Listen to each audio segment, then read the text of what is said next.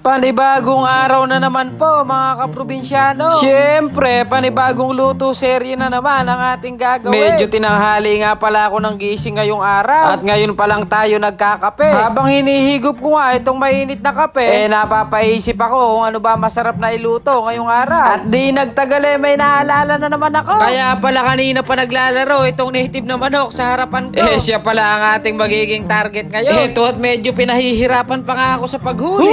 Hirap, mukhang nakakaramdam ah. Mabubusog yata yung manok hindi ko mahuhuli. Pero eto, sa pangatlong pagkakataon nadali rin. Isang masarap-sarap na ulam ka sa akin ngayon. Ayun kabilis na balaybuhan, parang minagic. Ngayong araw nga po pala magluluto na naman tayo ng isa sa request ng ating mga followers. Sa sobrang lakas nyo sa akin mukhang mauubos na yata yung mga alaga ko. Pero okay lang yan, basta mga solid na kaprobinsyano ang mga nagre-request. For today's video nga pala, ang ating lulutuin adobong native na manok na tuyo o adobong paiga kung tawagin ng followers natin. Hindi ko lang din po matandaan kung yun po ay lutong Kapampangan. I-comment nyo na lang po kung tama yung pagkakaalam ko. Nung ma-chop-chop na nga natin itong karne ng manok, re-rekaduhan lang natin ang pang-adobo. Tapos diretso palalambutan na natin at medyo matanda na rin kasi itong ating manok. Siyempre, kapag sinabing pang-adobo, alam nyo na panigurado ang mga sangkap niya. Nung mapagsama-sama ko na nga lahat ng sangkap, tara't isa lang na muna natin. Natatansya ko pasok yung 2 oras para mapalambutan natin ng maganda yan. Kaya habang tayo naghihintay na lumambot, mag-shoutout nga muna tayo ng ating mga solid na kaprobinsyano. Una na po dyan, si Sir Mark Anthony Pabalan, Sir Chodolfo Brugada, at si Sir Marlon De Lamines. Idagdag pa po natin si Sir Ken Parungo, Sir Mark Estra Nicolas, at si Tom Babahuta ng Cabanatuan. Huwag na rin po natin kalimutan si Sir Ian Esguera, Sir Moy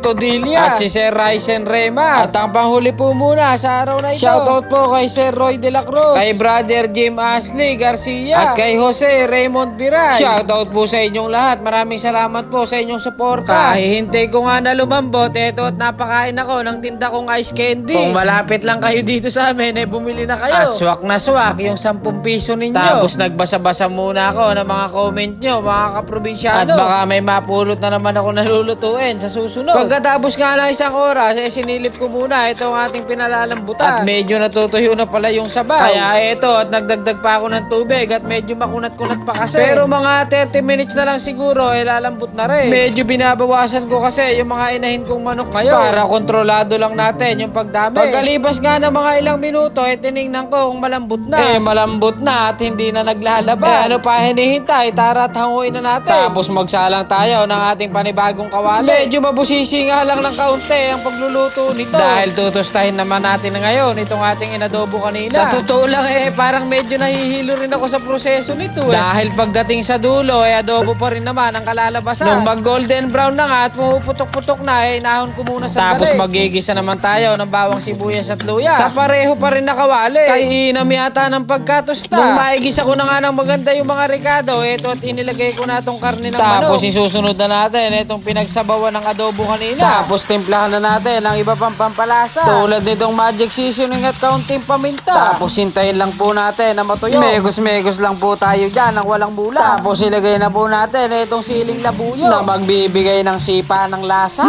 Ang bango-bango naman. Mukhang mapapalakas na naman tayo ng kain nito Pagka ganyan na ang itsura, yan na sinyales para hanguin na po natin. At syempre, diretso na nating i-plating. Nako naman, pagka ganyan naman ang pagka-adobo. Tapos yung kanin, pinudburan pa ng piniritong bawang. Ano pa hinihintay? Samahan nyo na po akong kumain. Ito nga palang pinaiga hindi naman nalalayo sa adobo nating mga Tagalog. Ang pagkakaiba lang wala itong sarsa. Dahil pinatutuyo talaga nila ito.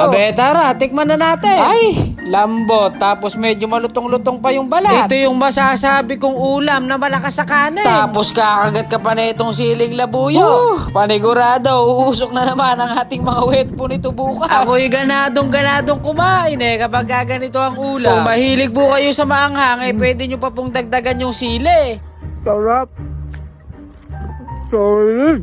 Pero tsak ko, pampupulutan nyo na. Hindi na nga ako nagpapigil at kinuha ko na yung isang kalderong kanin. O paano ba yan mga kaprobinsyano? Magpapakabusog muna tayo. Bye!